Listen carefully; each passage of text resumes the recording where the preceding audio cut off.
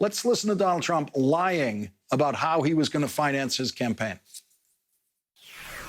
He's driving me crazy. He said, Donald, I want to put $10 million into your campaign. I said, Phil, I don't want your money. I don't want to do it. I'm self-funding. Every time I see him, it's hard for me to turn down money because that's not what I've done in my whole life. I grab and grab and grab. Glenn, according to the New York Times, he kept grabbing. He did not self-fund his campaign. Yeah, his lips were moving, Lawrence, so I am skeptical of what's coming out of his mouth.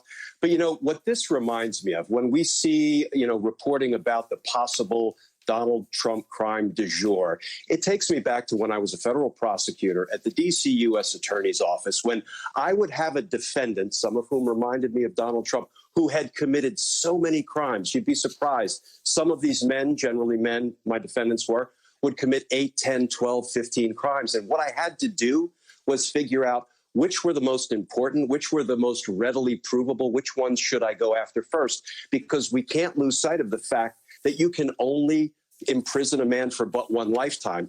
And Lawrence, when you look at what Donald Trump has done, just based on the public reporting, whether it's the conspiracy to commit campaign finance violations with Michael Cohen, whether it is obstructing justice times 10, as meticulously documented by Bob Mueller in Volume 2 of the Trump-Russia report, whether it is obstructing congressional inquiries by telling all of the executive branch officials, do not comply with lawfully issued congressional subpoenas. That's a crime. Whether it's witness tampering by tweeting out intimidating tweets about Ambassador Marie Yovanovitch while she is actually testifying to Congress, that constitutes witness tampering. You have bribery and extortion of President Zelensky. You have conspiracies to defraud the United States. And on top of it all, Lawrence, you have what, in my opinion, as a 22-year homicide prosecutor, tens of thousands of involuntary manslaughter or negligent homicide offenses based on his horrible abdication of his responsibilities to handle the coronavirus pandemic. You can only confine a man for but one lifetime.